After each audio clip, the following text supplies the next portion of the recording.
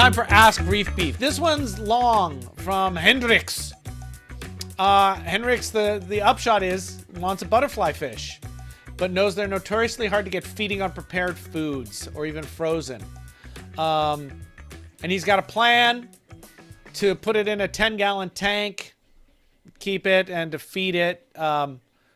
Newly hatched brine shrimp plus live blackworms, frozen brine shrimp, pellet, and flake food. And I want to do this right because I love this fish and I don't want to kill it.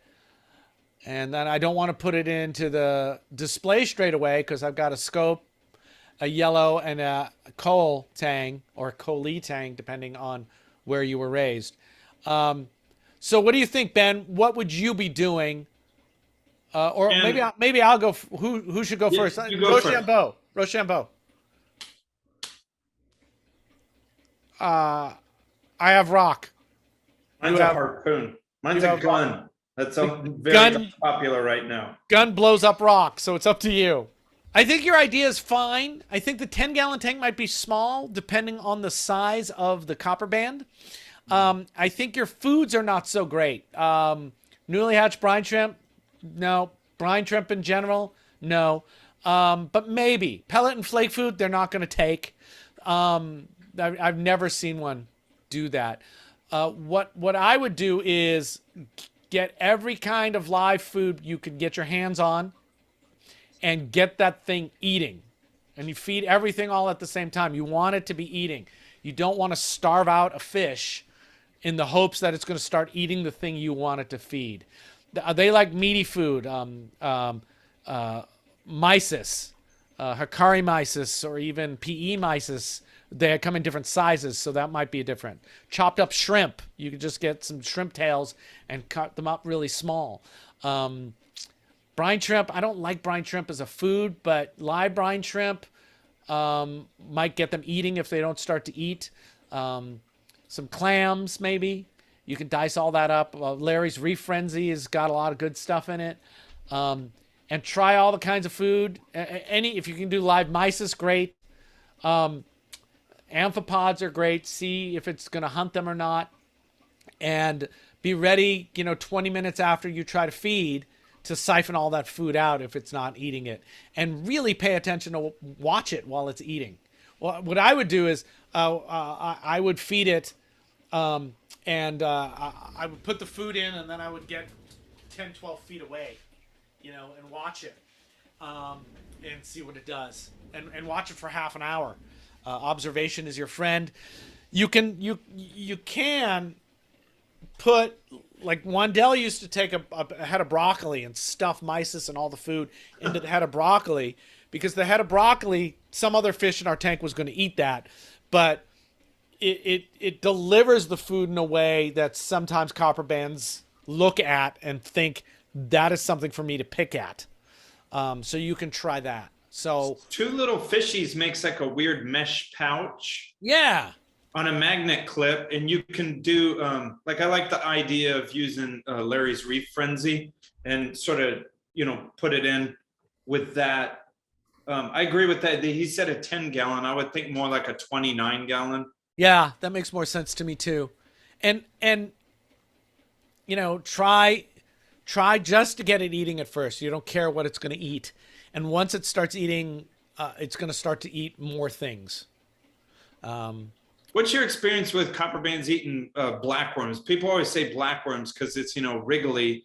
But, I'm not sure that a copperband necessarily looks at that and goes crazy for it. I've tried it, but I've never seen them go for it. Some people say they do.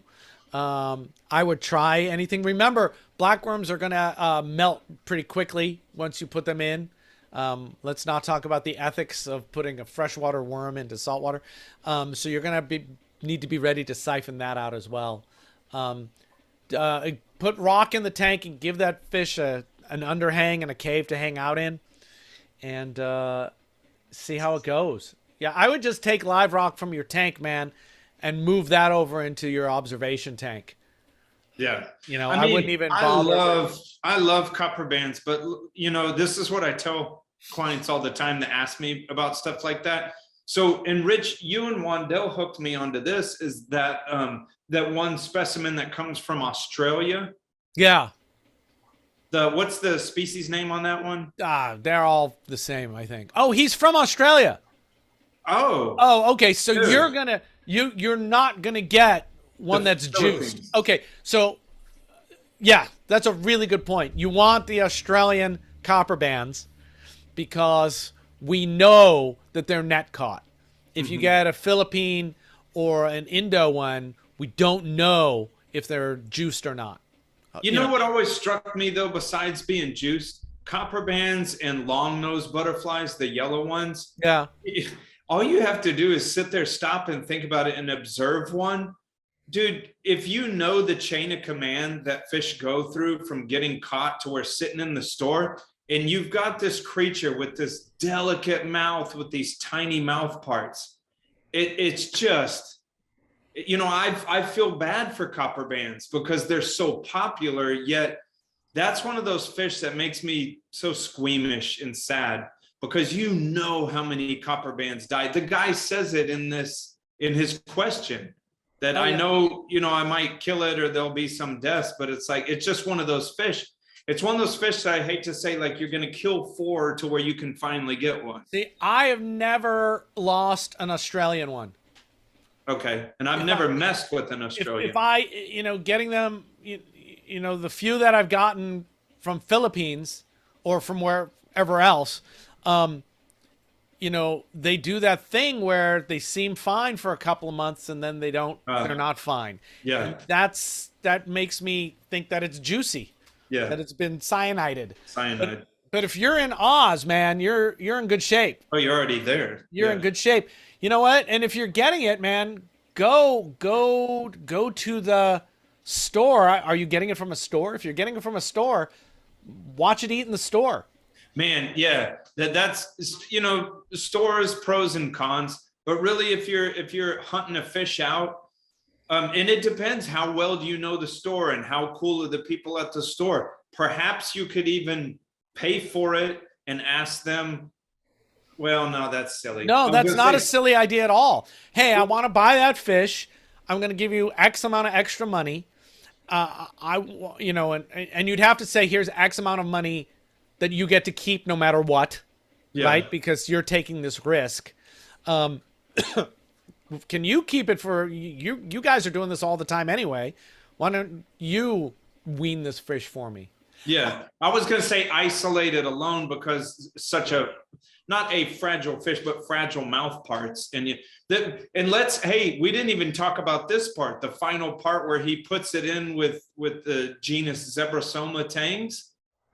And man, you might need to get like an observation box that you can fit into your aquarium and put that in there and maybe have him live there. You know, one of those bigger ones with holes drilled in it.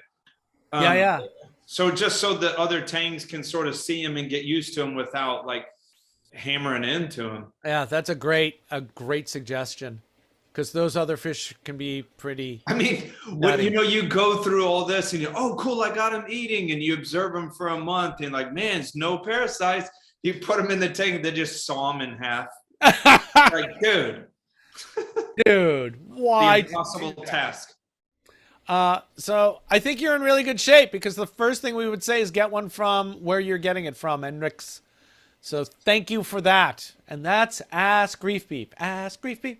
Ask Reef Beef. I don't know what that was. That's your crazy dancing. Yeah.